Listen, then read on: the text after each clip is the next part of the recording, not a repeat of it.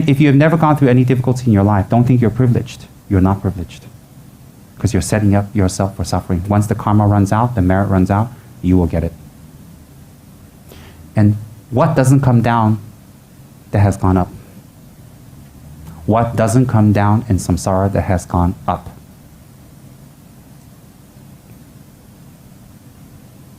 Great kings and ministers and leaders who have so much power and say and control can go down and taken out or impeached. Why can't we? Don't have attachment toward that. Practice the Dharma. Do Dharma work. Let other people win. Let other people win. Meditate on how much time you have left. Meditate on, even if you have a long time, if you can enjoy it, will it be quality time? And meditate deeply, deeply on if you were to spend the same amount of time you spent previously on all the things you believed in, will it be worth it now that you have so little time left? Please think about that. I am not scaring you. Really, I'm not. My motivation is not to scare you or threaten you or give you hidden messages. My motivation is, please be moved by the truth. Please be moved by the truth of the Dharma words I give you. And put that in your brain and transform. Please. It is not to get you. Because if you don't, the amount of difficulties that will come for you is unimaginable. For some of you in this room, unimaginable. It's nothing to compare to what you're even going through now. Unimaginable. And for me to think about it brings a lot of pain. Who would rejoice in other people's suffering? If you see a dog on the street that's hungry and skinny, that's been beaten, that has a broken leg, that's been run over, and people throw things at it, do you feel happy? Or does your heart go out to it? If you can have compassion for that, why can't you have compassion for the person who created karma to be that? So the dog's previous life, who was cruel, who was mean, who tricked and used people, who abused people, who put people down, why can't you have compassion for them before they get the result? It's the same mental continuum. Same. So if we can only have compassion for the result, then our compassion is not real. We have to have compassion for the person committing the negative action. Therefore, those who hurt you, forgive them. They will end up in situations like that. And you should do your best to help them by teaching, by example, by you yourself not giving up and having courage. Then you can help them. So if you have compassion for those who are in difficult situations, if you have compassion for those who are suffering, if you have compassion for those who are maimed or old and sick and no control or beaten or abused or raped and killed, if you have compassion for them, if you really do, then use that compassion and show that compassion by forgiving those who hurt you. Forgiving those who put you down. Forgiving those who play mind games. And in return to their harm, their cheating, their lying, teach them. Teach them by you yourself not giving up. Teach them by you yourself being patient. Teach them by you yourself exerting your most humanly possible energy toward attainments. You yourself being committed. You yourself, when difficulties come, absorb it. Then the karma will finish very quick. Karma finishes by power of attitude. Difficult situations finish by power of attitude, not puja. Attitude.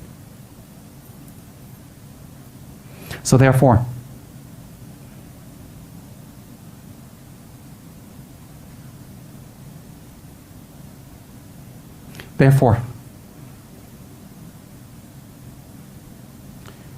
forgiving people by meditating on the potential results they can have will be easier if we study Dharma and we study cause and effect and we have taken vows. Much easier. So if we can have compassion for people who have difficulties, why don't we have compassion for them when they're creating it, and even if it's towards us? Real practitioners, when negative things happen to them, when negative things people do to them, they become very worried for the other person. Very worried for the other person. Why? Instead of being angry about what that person did to them, they become worried about that person. Why? Because they know the result. When Mahatma Gandhi was shot, his last words was, "Oh my God, I forgive you." When His Holiness, the previous Pope, was shot, he forgave the person immediately, and in the hospital bed, he begged everybody not to press charges against his assassin. Those are signs of great men. Great men. Great beings, not men, great beings. It's possible to achieve. It's possible to achieve. So therefore, they have etched something very strong in our minds because of their fortitude and their practice. Why we don't even etch our own minds with our own practice. Why? Well, we know why. Don't have compassion when the karma is open for them. Have compassion for them even when they're doing the action to create that karma. You say, but I'm not good in karma. Well, if people cheat you, you know what's going to happen to them. Their business will go down. So when their business goes down, you can fast forward and say pretty much their business will go down, or they're going to really get it, or they'll be cheated, or their business or their money will turn around and create even more suffering for them. For their children, maybe become spoiled, or their children don't succeed, or they lose their reputation, or something happens that their wealth is there, but they can't enjoy it, or it gets taken away. It will happen. Or people who use their mouth to manipulate and to cover and to lie and to look good, and always lie and manipulate and cover, and they know they're doing it. Have compassion for them. Return. You don't have to do work with them, but have compassion and return their lies and their manipulation with love. Why? They will be born as mutes. They will be born with their vision and their senses impaired. And they will be separated from the people that they love, that they're very attached to. And their children will grow up to be people who turn against them.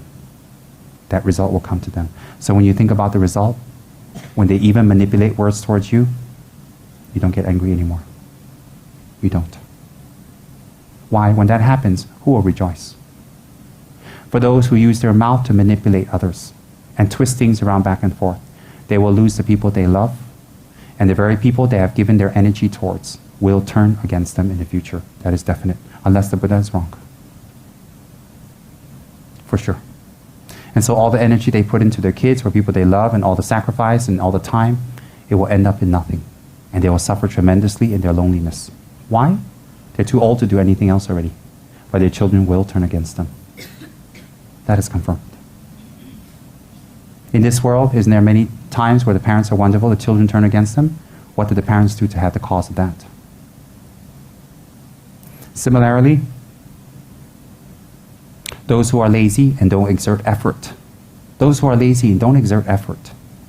And they always burden other people around them. And they always put the responsibility on others, and they make people chase them and chase them and chase them. What happens with them is always they will sink into an inner kind of suffering, a suffering of depression, of self-hatred, suicidal tendencies. Why is that? Because outwardly they have everything and it looks good. The karma will return inwardly because it's an inward action. It's like inward action, inward result. So even outwardly they have money, they have good food, they live in a good country. Inwardly they will sink deeper into a dark abyss, a depression, unhappiness, loneliness, suicidal tendencies. And they will hate themselves tremendously. Why? Because of the karma they've created by burdening others all the time, non-stop. Who's happy about seeing depressed people?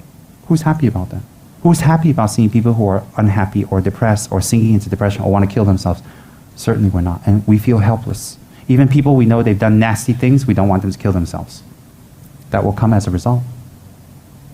Laziness, irresponsibility, burdening other people.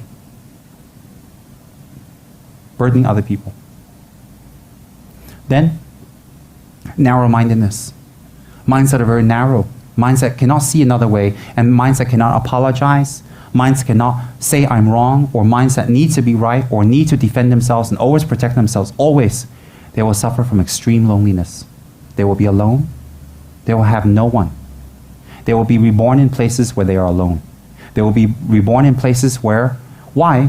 Because their view cannot be flexible. They cannot open up. They cannot listen to others. So people stay away from them. They stay away from these people, become more angry. They become more closed. They go more into themselves. They create a karma of loneliness. They create a karma of being lonely even if they're with a lot of people. And they create a type of karma where they will be born in a situation where they're lonely, such as a spirit. Why? They create that cause. Those are narrow-minded, cannot apologize, cannot ever admit they're wrong, cannot admit someone else can be right, and make their minds broader and wider. They go deeper and deeper and deeper into loneliness. Why? They alienate and push people away. So what's the karma that's collected? It will resemble. It's very scary. And if we look into the world, all the things I talk about, there's many examples of that, millions of examples, and even worse. So why couldn't it happen to us? It's happened to other people. Don't ever have a spectator's view of happenings in samsara. It can happen to us. It can happen to us. Laziness, gluttony, not making an effort, lazy, and gluttony. Very simple. Rebirth as an animal. Not once, not twice.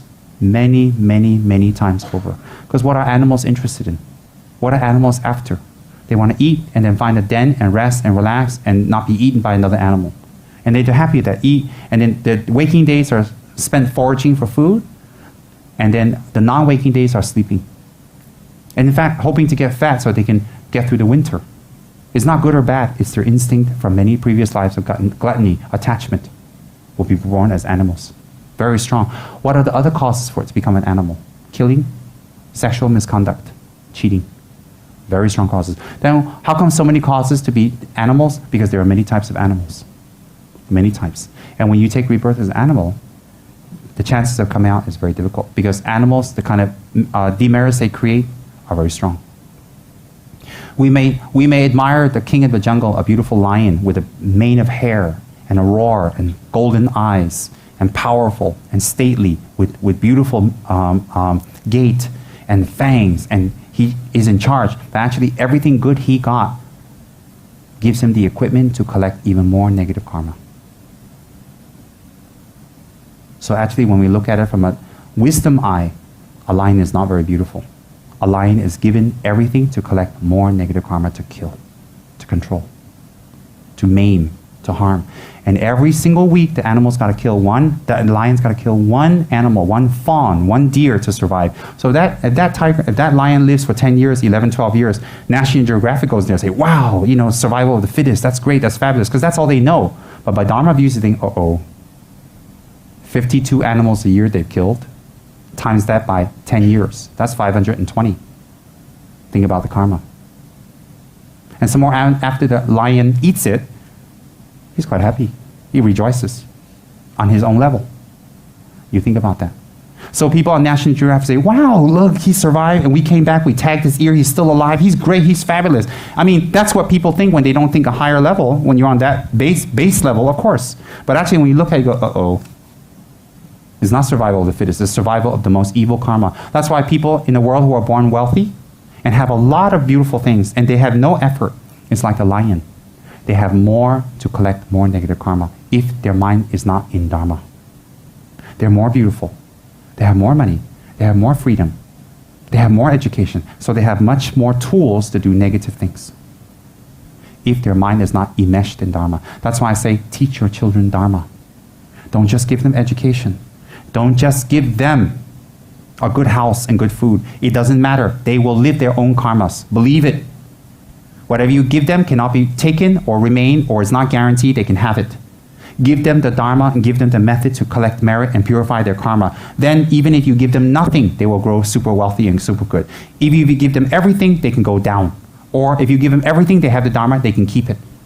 Or when they have it, they don't commit suicide after you're gone. Isn't that what you want? How do you give Dharma to your kids? By practicing Dharma yourself. They're watching you. How do you practice yourself? By not giving up. They're watching you. They're stupid now. They won't be stupid 10 years from now. They will think back. Show your example and instill in them your love. Your love should be what? Dharma practice. Purification. Collection of merit. Instill that in your children now. By your own example. By your own example. Not go back to the wrong methods to instill in your children. Not go back to that. Don't give them more worldly samsaric knowledge. It doesn't help them. They can learn that on their own. They can learn that on their own. So our job here is to spread Buddhism among the young. We're all right if we learn and listen among the young who are still very impressionable. Why? If we don't practice, how we spread it? If we don't spread it, how does it spread? How does goodness and peace spread in the world? Very important.